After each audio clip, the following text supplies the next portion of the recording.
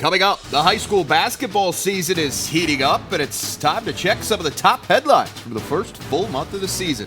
Meet the latest Duffy to star at St. Thomas More. We'll tell you what makes Ciara so hard to stop and why she chose to continue her career at USD.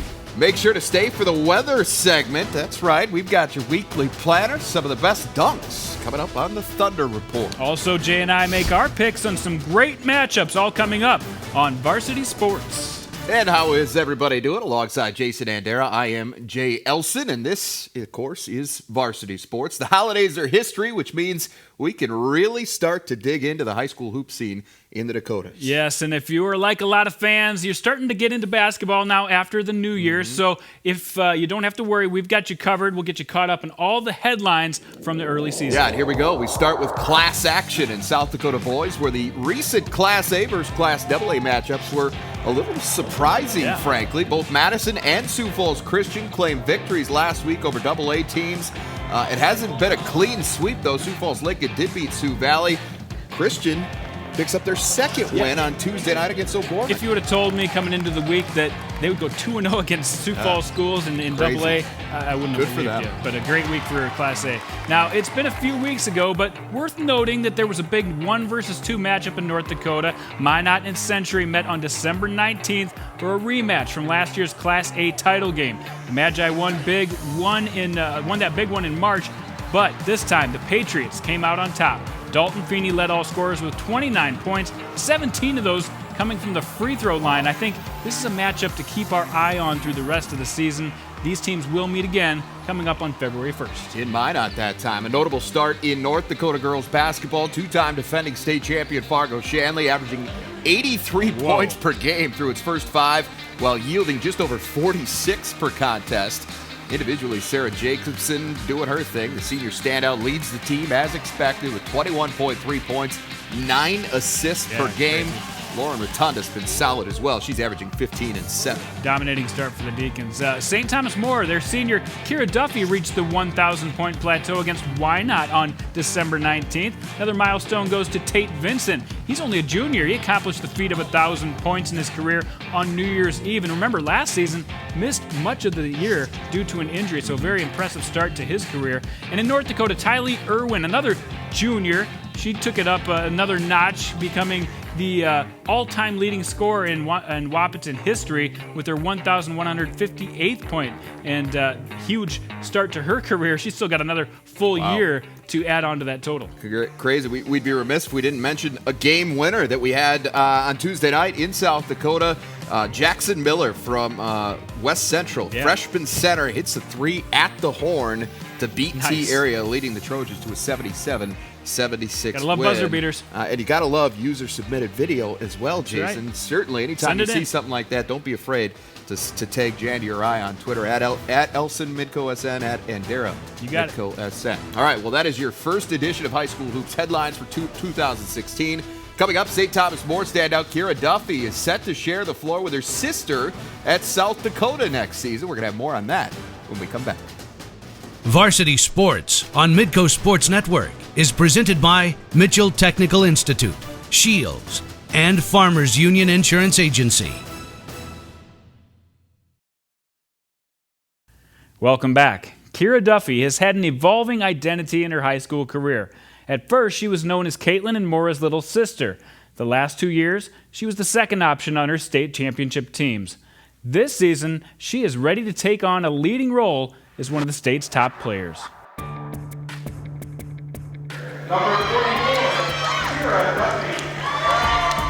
Ciara is the 5th out of 8 siblings in the Duffy family to star for St. Thomas More's basketball team so far. And as you might expect, the household gets a little competitive. It's definitely really competitive. We've, had some interesting horse games, interesting one-on-one games, but it's really fun to, be able to follow your siblings, and they set a great example, and they really have pushed me and taught me a lot about the game and just, life lessons through it. She's taken those life lessons and passed them on to her teammates. And her understanding of how to lead, and she leads by example so well. She takes the young girls in. She's able to make sure that everybody's on the same page. And, it's on the and off the court. And it's very good, I think, for the rest of the team to be around Ciara and what she brings. While her leadership and off-court actions are a huge strength, she showed her on-court play is just as strong. Ciara helped the Cavaliers to back-to-back state titles and recently eclipsed 1,000 points in her high school career. But she didn't know just how good she could be until she started playing during the summer. I got to start playing, in the summer on AAU teams with my sisters, and just kind of growing through that and seeing, what the higher level of competition is. The 6'1" forward had plenty of interest from colleges, including some big conference Division I schools. But Ciara had her eyes on the University of South Dakota and in August made the decision to go there next year. Although it wasn't the deciding factor, it didn't hurt that her sister Caitlin had just transferred from Colorado State to USD the year before. I never really saw it as a possibility just because, she was just a little, older than me, that it wouldn't work.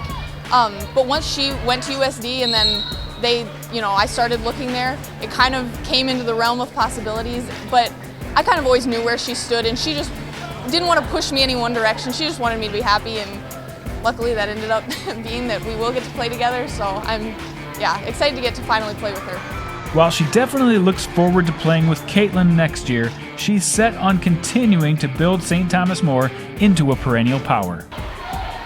I think just seeing, the work that it took to get our program here, because, it hasn't really always been like that, and to see, my sisters were kind of at the forefront a little bit, and a lot of other great players of, pushing this program and pushing the limits. We just made it to state for the first time in 2011, I believe. So seeing that, it hasn't always been like this, and we're going to need to work to keep it like this, has been a big, I think, motivator for everyone. Her team is once again ranked atop Class A with a great chance to capture their third title in 3 years. She knows the ultimate icing on the cake would be another state championship. It would feel really good. There's a lot of girls on this team that have been a part of the other ones, but definitely, especially us seniors, it would mean a lot to be able to, put our little stamp on this program. St. Thomas More has created something of a dynasty in Class A hoops. Jason, obviously Ciara is a big part of that. Her senior season, though, hasn't gotten off to the start that she wanted, not because she's playing poorly, but because she didn't play at all early due to an injury that she suffered in soccer, pretty serious one, too. Yeah, she broke her leg in soccer. First time she said she's broke anything other than her nose earlier, so she's never really had to deal with injuries. So she's coming back a little bit slowly, not getting as many minutes, so you can see the totals right here. Sure. Not quite what they were last year when she was first team All-State, but look at that, 40% from three-point range. And also, remember, this team is blowing teams out left and right. They don't need to play her the full game, right. So the numbers look a little deceiving, but no doubt that she is one of the best players in the state. Nice little advantage, luxury for Coach Canlin to be able to work her back in kind of slowly as she recovers, get her back to full speed. They want her in March, let's be honest. That's right, but they have a tough run coming up this weekend, playing against T and then Elk Point Jefferson, a couple of contenders. Well, as you can imagine, those numbers, along with the success of that St. Thomas More program, have the staff at USD very excited. Here's what Coyotes head coach Amy Williams had to say about her prized recruit. Well, she's extremely versatile. She does a lot of things on the basketball court that are going to make our team better, but the best thing about her is she's a champion. She knows how to win. She's very competitive, and she finds ways to win. She's been a part of a lot of state championship teams there at St. Thomas More, and that's what we love about her.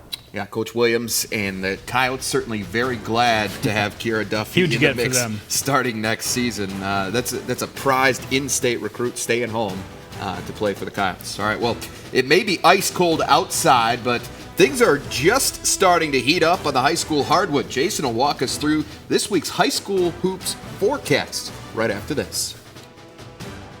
Varsity Sports on Midco Sports Network is presented by Mitchell Technical Institute, Shields, and Farmers Union Insurance Agency.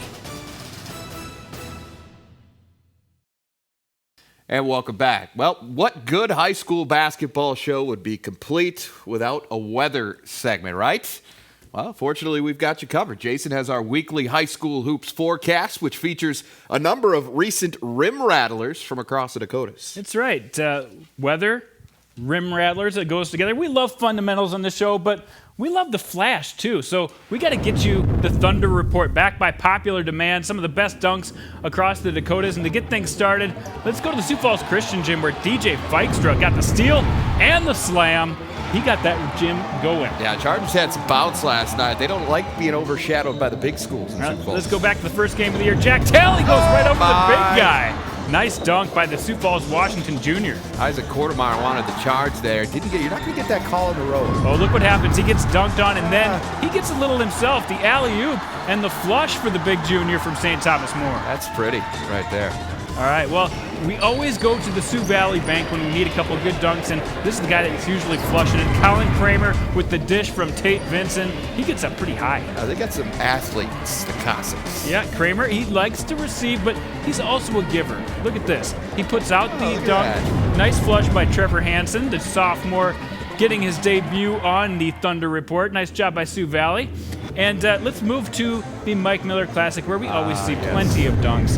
This is some Findlay prep. This is some of the best high schoolers in the nation. Skylar Mars with the first one. Second one dishes to P.J. Washington, who throws it down. Little stare down there. Yeah. Let him know you're there. I like it. Added effect. And then the future UNLV running rebel, Carlos Johnson, takes it. He decides to go one hand, and man, he got some hang time on that. A little lift off there. He did. Let's look at that one again. How filthy was that dunk? Well, we got to see it. Look at that coming in from the side. It was filthy. You know who liked that, Jay? Lucas De La Cruz liked it. He liked it a lot. He gave it the camera face. guy right there. Yeah, so there's your Thunder stuff. Report. Hey, North Dakota, keep those dunks coming in. Yes, because we please. didn't see enough from North Dakota. Come on. Let's get that going. And then here's a look at the weekly planner, some of the best games over the next 7 days. You see our Redeemer in there twice, playing in the Shiloh tournament this weekend. Two really tough battles. Predicted to win on both of those by the computer models. And you see some great games coming up the rest of the week, too. Closing out the week, Sioux Falls Christian taking on Del Rapids. Should be a really good one. A game there, and the most even matchup of the week, according to the models, O'Gorman taking on Pierre, and that's in Pierre, double A. Take your pick. I mean, we are going to take our pick a little bit later on with that particular games, so stay tuned for that. Well, there were a number of big-time individual performances in our region over the past week. Find out which players did enough to earn our first Player of the Week honors for 2016 next. Varsity Sports on Midco Sports Network is presented by Mitchell Technical Institute, Shields, and Farmers Union Insurance Agency. Welcome back. Well, as you know, we cover high school hoops in both North and South Dakota, but it turns out we are not the only ones. There's an online publication, Prep Hoops, that has added North and South Dakota to its network recently, and that got us to thinking maybe we should collaborate with them on a Player of the Week in each state. And let's take a look now at some of the most outstanding performers from last week. Again, these are the Prep Hoops Dakota's nominees, and we are going to honor their selection for Player of the Week this week. Yeah, the winner is Hayden Sadowski in North Dakota. He put up a really good tournament in the Mandan Holiday Classic. 3 games, 3 days, went for over 20 points in each of those games, and we knew he was a great scorer. He's got some great help, too. Isaiah Clute and some of those guys doing a great job supporting him, but Sadowski kind of went off for a 3-day period. That gives him the honor. And there's a look at some of the other nominees from this week as well. Let's move to South Dakota now. Jacob Hertz out of Menno gets the nod. Yeah, the 6'7 junior came up with a 23-11 rebound performance over Freeman Academy. He's kind of got his team moving in the right direction, a solid player, and I think he really is a guy to watch in the next year or so. All right, well, let's move on now. It's time to run the fast break. Remember, we did this last year. I'm going to fire a 4-pack of fast-paced hoops questions at Jason, and the goal for him is to see if he could beat the shot clock with his answer. So with that, let's put 35 seconds on the board, and here we go. Which school, Jason, has the best chance to win both a boys title and a girls title in North and South Dakota? Well, there are a few candidates. First of all, you think of like Century, who's ranked high in both polls, but it's going to be hard for the girls to take out Shanley, so that one doesn't look very good. Shiloh Christian really has an opportunity ranked on both sides. They could do it. Shanley, on the other hand, the boys team doing a little better than we thought they might. They're an opportunity too. In South Dakota, I think you looked at Washington at the beginning of the year, and that was your automatic answer. Looks a little more iffy at this point, but I think they've got a good chance. And then Sanborn Central Woonsocket, also a ranked team on both sides, so think I just beat the clock. I think Can't really rule out St. Thomas More either, right? And they're definitely always in the mix on both sides. All right, I know scheduling games between North and South Dakota teams is difficult, but if you could schedule any games that you wanted between the two states, who would you pair up and why? Oh boy, well, I would love to make the schedule. First of all, that would be fun. We see a lot of these classics where you see these interstate battles, and they're a lot of fun. And this, you don't see a lot of North Dakota South Dakota matchups because of the scheduling. There's not as much freedom to schedule in North Dakota. But if you could, I would love to see Shanley take on St. Thomas More in girls basketball. We saw Bishop Ryan take on Shanley last year. It turned out to be a really good matchup.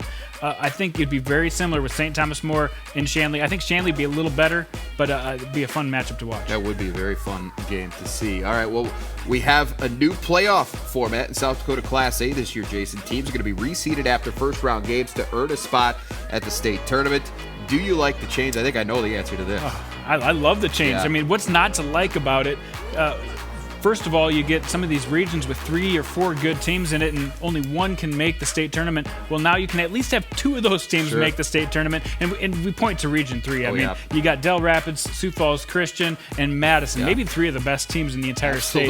And one of those teams is not going to make it, but 2 of them will, and that's the important thing. The other great thing is you're going to have the Sweet 16 tournament all in one location where you're going to be able to see these games and see who makes the state tournament. It'll be great. That's going to be a fun event. I don't think if you like basketball in March, especially at the high school level, I don't know how you get much better than that. Finally, which team that has started slow do you think has the best chance to turn it around? Well, I think Grand Forks Red River, 3 losses early in the season, but so many big guys, Austin Slaughter and Braden Hansen and a lot of those guys down low, they're too good to get shut down. And then on the South Dakota side, I think Washington is a team, down a little bit early, but Saganos is starting to come back now. Right. And when he gets that group in the right direction, I think they'll be just fine. They lost a couple of big pieces off that team last year to finish runner-up. So they'll figure it out. Certainly part of it. All right. Well, breathe. All right. Water up. Hydrate. Got it. No violations this week. Big games aren't limited to March. In fact, there are several on the schedule over the next week. And when we come back, I'm going to let you know which teams we think are going to come out on top in some of those matchups. This is Varsity Sports. Varsity Sports on Midco Sports Network is presented by Mitchell Technical Institute, Shields, and Farmers Union Insurance Agency.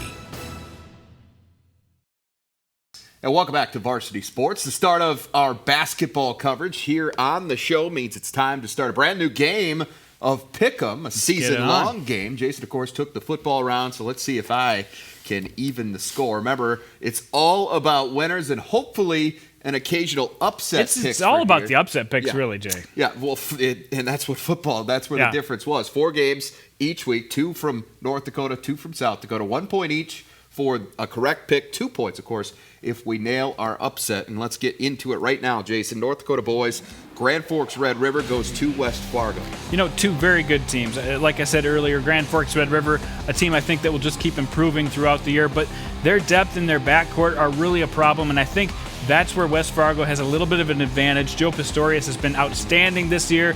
I think West Fargo gets the win, probably because they're at home. Packers, Pistorius, leading scorer in the EDC, almost 25 points per game so far this year. Creighton Fowl, the leading rebounder, almost 12 rebounds per game. Packers are 5-1 in league play so far. Lost to Minot just by 11 at home.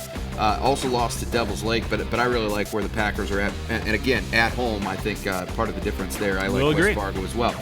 North Dakota girls, Bismarck at Minot in the WDA. Even a week or so ago, I thought this game would be a lot closer. These are 2 teams going 2 different directions. And even though Minot is at home for this one, I think with Bismarck, Coral Gillette has really come on and become a really dependable scorer and rebounder.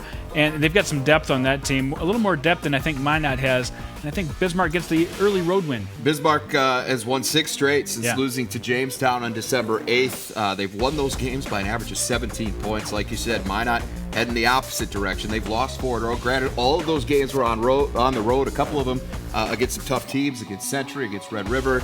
It's the first home game for them since December 15th, so there's going to be a little extra energy on that side, but I don't think it's enough to overcome a pretty potent Bismarck side. I like Bismarck as well. South Dakota now in the boys' ranks. Good AA showdown as O'Gorman travels to the capital city to take on Pierre. Right now, Pierre's only lost to Harrisburg, kind of a freak early season loss. They look like a very good team right now. The only team to beat Watertown this year. They've got some studs inside. Brad Dean has done a great job as a junior, and of course their seniors with Severin and Kaiser doing a great job. I think they have more scoring options right now. O'Gorman doesn't feel like they can get their own shot at this point in the season, and I think that's going to be tough to play against the Govs on the road. I changed my pick based on what happened Tuesday night. O'Gorman, remember, losing to Sioux Falls Christian, a Class A school. Very good Class A school.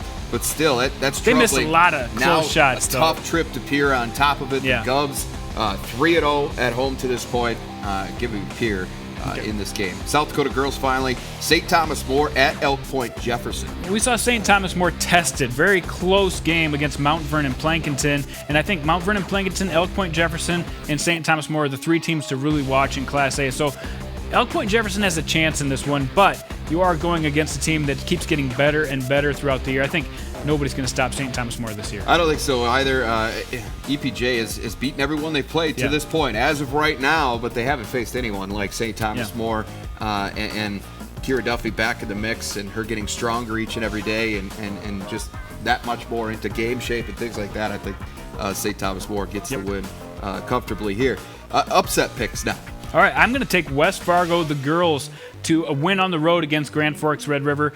West Fargo lost a couple earlier this year. I think they're kind of getting back in the right direction. Both have played Shanley this year. West Fargo played them a little tighter. I think that gives them a little bit of a measuring stick that they might be a better team. South Dakota boys, I like Lincoln at 1-3 over Brandon Valley. And there aren't a lot of picks out there right now. I think we don't know. It's hard to call an upset. Exactly. Who knows who's good yet? Yeah. At this point, but Lincoln is not off to a great start. Obviously, one win in their first 4 games. Brandon Valley has a couple of nice wins under their belt. They are at home in this game, but I like the Patriots to go in there, maybe start righting the ship a little bit and getting the win. All right, that's it for this week. For Jason Andera, I'm Jay Elson. Thanks for watching. Enjoy the games, everybody. We'll see you out here next week.